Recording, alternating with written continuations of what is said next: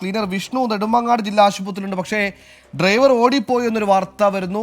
അപ്പോൾ സലിമാലിക് നമ്മുടെ ജനു സലിമാലിക് ഇത് സ്ഥിരീകരിച്ച വാർത്തയാണോ? നേരത്തെ ഈ അപകടം ഉണ്ടായത് മുതൽ ഇത്തരത്തിൽ അമിത വേഗമാണെന്നും അതിനപ്പുറത്തേക്ക് ഒരു ചേസിംഗ് നടന്നുവെന്നും ഈ ഡ്രൈവറുടെ പിഴവുകൾ, ഡ്രൈവറുടെ അശ്രദ്ധ ഇതെല്ലാം ചൂണ്ടിക്കാണിക്കുന്ന ഒരുപാട് ദൃക്സാക്ഷി വിവരങ്ങൾ നേരത്തെ വന്നതാണ്. അപ്പോൾ ഡ്രൈവർ ഇപ്പോൾ ഓടിപ്പോയി എന്ന വാർത്ത കൂടി വരുന്നു. എന്താണ് വിവരങ്ങൾ?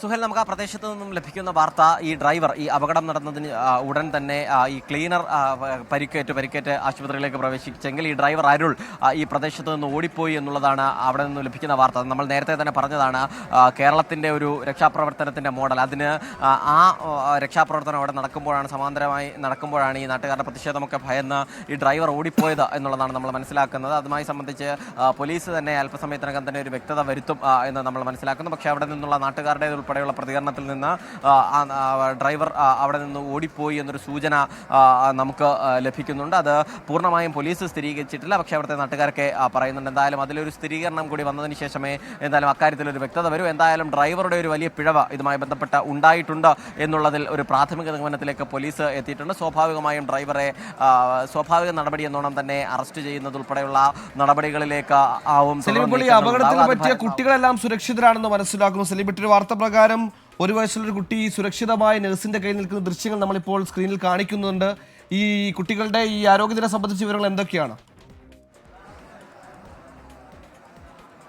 സുഹേൽ, നമ്മൾ ഈ അപകടത്തിൽ ഏറ്റവും സന്തോഷകരമായ ഒരു വാർത്ത, അപകടം സന്തോഷമുള്ള കാര്യമല്ല, പക്ഷേ നമുക്ക് ഈ ഘട്ടത്തിൽ ഈ മണിക്കൂറിൽ പങ്കുവയ്ക്കാവുന്ന ഏറ്റവും സന്തോഷകരമായ വാർത്തയാണ്. അത് ഏറ്റവും സന്തോഷകരമായ ദൃശ്യമാണത്.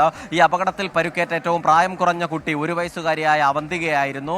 തിരുവനന്തപുരം SIT കോളേജിൽ നഴ്സുമാരുടെ കയ്യിൽ ചിരിച്ചുകൊണ്ട് സുരക്ഷിതയായി നിൽക്കുന്ന അവന്തികയുടെ ദൃശ്യങ്ങളാണ് നമ്മൾ 24 ഇപ്പോൾ പുറത്തുവിടുന്നത്. അങ്ങനെ 1 വയസ്സുകാരി, നമ്മൾ വലിയ ആശങ്കയായിരുന്നു 1 വയസ്സുകാരുടെയൊക്കെ ആരോഗ്യത്തെ സംബന്ധിച്ചിടത്തോളം. നഴ്സുമാരുടെ തോളിൽ ചാരിക്കിടക്കുന്ന അവന്തികയുടെ ദൃശ്യം 24 ഇപ്പോൾ പുറത്തുവിടുകയാണ്. നമ്മുടെ cameraman Jinu S Raj SIT ആശുപത്രിയിൽ നിന്നും പകർത്തിയ ദൃശ്യമാണ്, ഈ അവന്തികയുടെ ദൃശ്യമാണ് നമ്മൾ പുറത്തുവിടുന്നത്. എന്തായാലും അത്രയും സന്തോഷത്തോടു കൂടി തന്നെയാണ് ആ ദൃശ്യം, ആ കുട്ടി സുരക്ഷിതയാണ് എന്നുള്ള കാര്യം നമ്മൾ പുറത്തുവിടുന്നത്. മാത്രമല്ല നമ്മുടെ 10 SIT ആശുപത്രിയിൽ ചികിത്സയിലുള്ള 10 പേരും, ആ 10 പേരുടെയും നില സുരക്ഷിതമാണ്, ഒരു പ്രശ്നങ്ങളുമില്ല എന്നുള്ളതാണ് നമുക്ക് SIT ആശുപത്രിയിൽ നിന്നും ലഭിക്കുന്ന വിവരം. ഒപ്പം തിരുവനന്തപുരം മെഡിക്കൽ കോളേജ് ആശുപത്രിയിലും ഗൗരവമുള്ള ഗുരുതരമായ പ്രശ്നം നിലവിലുള്ള ആരോഗ്യ പ്രശ്നങ്ങളില്ല എന്നുള്ള വിവരം കൂടി പുറത്തു വരുന്നു. അങ്ങനെ ആശ്വാസത്തിലേക്ക് കാര്യങ്ങൾ പോകുന്നു എന്നുള്ളൊരു സൂചനയാണ് നമുക്ക് ഈ ഘട്ടത്തിൽ ലഭിക്കുന്നത്. സുഹേൽ, ശരി, സലിം മാലിക് പറഞ്ഞതുപോലെ 1 വയസ്സുള്ള അവന്തിക നഴ്സുമാരുടെ കയ്യിൽ സുരക്ഷിതയായിരിക്കുന്നത് ഒരു ആശ്വാസത്തിൻ്റെ വാർത്തയാണ്. അപകടം എന്ന സങ്കടം അവിടെ നിൽക്കുമ്പോഴും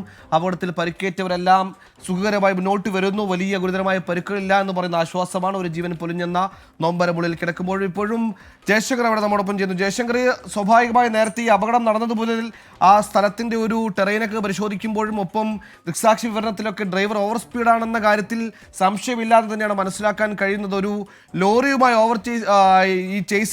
ചേസുമായി വന്ന് പിന്നീട് ലോറി ഓവർടേക്കിനിടയിൽ വാഹനം മറഞ്ഞു എന്നാണ് മനസ്സിലാക്കുന്നത്. സ്വാഭാവികം ഇത്തരത്തിൽ ചില അപകടങ്ങൾ ഉണ്ടാകുമ്പോൾ ഈ വിനോദയാത്രയ്ക്ക് എത്തിയവരുടെ വാഹനങ്ങളൊക്കെ മറിയുമ്പോൾ സ്ഥലം പരിചിതമല്ലാത്തത് അപകടത്തിന് കാരണമാകാറുണ്ട്. പക്ഷേ ഇത് തിരുവനന്തപുരം മേഖലയിൽ തന്നെ ഓടുന്ന ഒരു ബസ്സാണെന്നും ഡ്രൈവർ ആ പ്രദേശത്തേക്കുള്ള ആളാണെന്നും മനസ്സിലാക്കുന്നു. കാരണം അവർ യാത്ര തുടങ്ങിയതേ ഉള്ളൂ. ഈ ഡ്രൈവർ ഇപ്പോൾ ഒളിവിലെന്ന രീതിയിലൊരു വാർത്ത വരുന്നു. നമുക്ക് ആ സ്ഥലത്ത് നിന്ന് അത് എത്രത്തോളം സ്ഥിരീകരിക്കാനുണ്ട്? ഔദ്യോഗികമായ സ്ഥിരീകരണം പോലീസിൽ നിന്ന് എന്തെങ്കിലും ലഭിക്കാൻ ഈ ഘട്ടത്തിൽ സാധ്യതയുണ്ടോ? അതോ ഡ്രൈവറും പരിക്കേറ്റ് ചികിത്സയിലാണോ?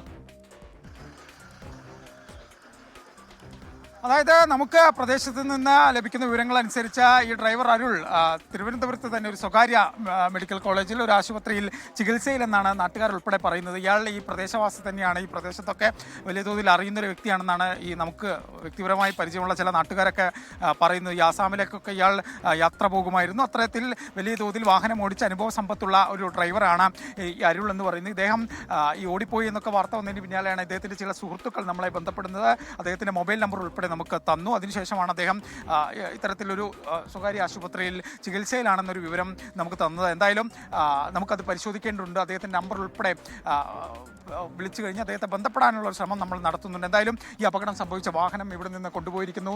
നെടുമങ്ങാട് പോലീസ് സ്റ്റേഷനിലേക്കാണ് ഈ ഒരു വാഹനം നിലവിൽ കൊണ്ടുപോയിരിക്കുന്നത്. ഈ വാഹനം ഈ റോഡിൽ നിന്ന്, ഈ അപകട സ്ഥലത്ത് നിന്ന് പോലീസ് മാറ്റിയിരിക്കുന്നു, നടപടിക്രമങ്ങൾ പൂർത്തിയാക്കിയിരിക്കുന്നു. എന്തായാലും ഇനി പോലീസിൻ്റെ ഭാഗത്തു നിന്ന് ഈ അപകടം സംബന്ധിച്ച അന്വേഷണമായിരിക്കും ഉണ്ടാവുക. അമിത വേഗതയാണോ, ഈ റോഡിൻ്റെ അശാസ്ത്രീയതയാണോ ഈ അപകടത്തിലേക്ക് നയിച്ച ഉൾപ്പെടെയുള്ള വിശദമായ അന്വേഷണം നെടുമങ്ങാട് പോലീസിൻ്റെ ഭാഗത്തുനിന്നുണ്ടാവും. കാരണം ഈ നെടുമങ്ങാട് പോലീസ് സംബന്ധിച്ച് അപകടമുണ്ടായ ഘട്ടം മുതൽ അവർ ഞാൻ ഈ നിൽക്കുന്ന അപകട സ്ഥലത്തായിരുന്നു അവരുണ്ടായിരുന്നത്. ഇപ്പോഴും അവരുടെ ജോലി പൂർത്തിയായിട്ടില്ല. അവർ ഇപ്പോഴും ഇവിടെ തുടരുന്നുണ്ട്. ഇനി എന്തായാലും അവരുടെ തുടർ നടപടികളിലേക്ക് അവർ കടക്കും. ബസ് ഉൾപ്പെടെ പോലീസ് പരിശോധിച്ചു കഴിഞ്ഞു. എന്തായാലും ഇനി അപകടത്തിൻ്റെ കൂടുതൽ കാര്യങ്ങൾ പുറത്തു വരാനുണ്ട്. ഈ ഡ്രൈവറുടെ ഉൾപ്പെടെ പ്രതികരണം ഈ വിഷയത്തിൽ വരാനുണ്ട്.